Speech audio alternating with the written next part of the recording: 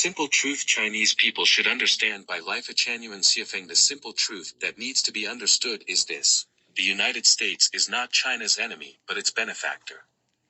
First, did China defeat the Japanese invaders? No. If it weren't for the United States dropping 2 atomic bombs on Japan and deploying 50,000 bombing missions that nearly demolished 98 Japanese cities, killing and injuring over 800,000 Japanese people, Japan would not have surrendered unconditionally. China might have been occupied by Japan long ago, and Chinese people could have become stateless slaves. The notion that China defeated the Japanese invaders is merely a fantasy of the Chinese people. Given these facts, shouldn't we consider the United States as China's benefactor?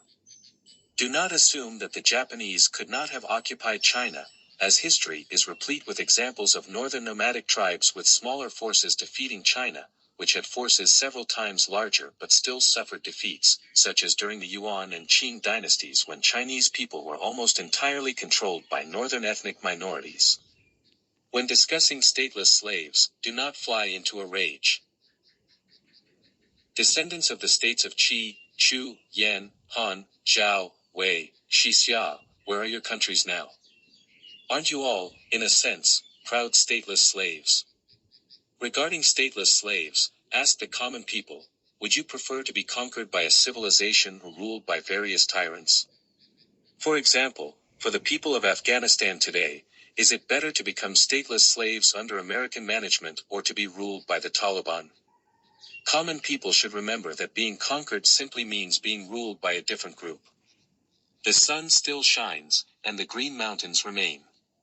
For the common people, whoever allows you to live peacefully and enjoy a happy, free, and blessed life is your savior. Whoever deprives you of a peaceful life and happiness is despicable. Second, consider China's medical institutions today. Who brought them here? Who established modern hospitals in China? It was the Americans. Isn't the United States China's benefactor? Third, think about the educational system enjoyed by the descendants of Chinese people today. Who initiated this civilized and modern school system in China? It was the Americans. Isn't the United States China's benefactor? Fourth, look at the many outstanding talents in modern and contemporary China. Most were cultivated by the United States. Even today, the United States continues to train millions of talents for China. Isn't the United States China's benefactor? Chinese people should not repay kindness with ingratitude, which would invite divine punishment. Claiming that the United States harbors unending hostility towards China is utterly absurd. Has the United States come to China to kill and set fires? Has it occupied an inch of Chinese territory? Regarding the trade war with China as an act of hegemony is misguided. When American cars are subject to a 40% tariff in China, and China faces a 27.5% tariff in the United States, is it excessive for Americans to demand China apply the same tariff rates? If you charge me 5 yuan for admission to your house, but I charge you 8 yuan for mine, isn't it reasonable for me to suggest that we either both don't charge or charge the same amount? This fair request is perceived as bullying by us, but who is really bullying whom? A few phenomena to consider. Many Chinese elites have transferred their wealth and children to the United States.